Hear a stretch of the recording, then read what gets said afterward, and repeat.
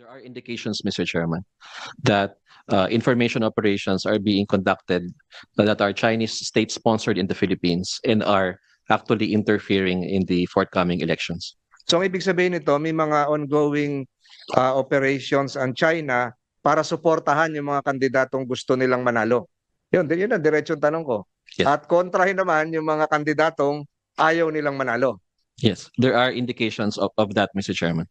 And at itong mga ganito mga pangyayari, hindi ito naintindihan kaagad ng sambayanan dahil ito'y nakahalo na sa social media, hindi mo na alam kung alin dito yung totoo.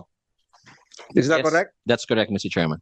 So, may we know, just give us an inkling of the indicators that the NSC has observed suggesting foreign interference in the 2025 elections, again, particularly anti-China positions.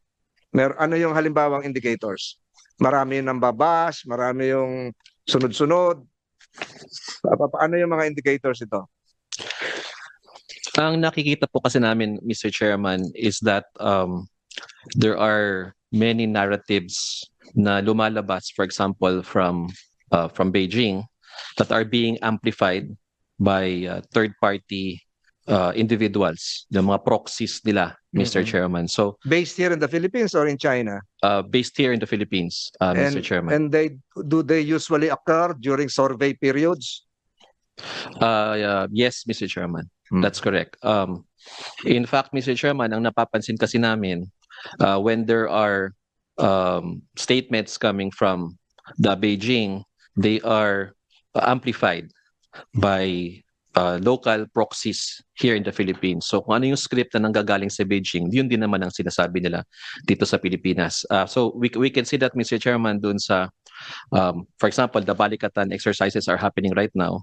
So you will see narratives coming from Beijing that the Balikatan exercises is a threat to regional peace and stability. And you'll also hear that kind of statement coming from local proxies who follow the script coming from Beijing, Mr. Chairman. And of course, your agency and other agencies as well have identified the local proxies. May listahan naman yan kung sino yung mga local proxies na yan na lumalabas na sinusunod kung ano yung kumpas galing sa China.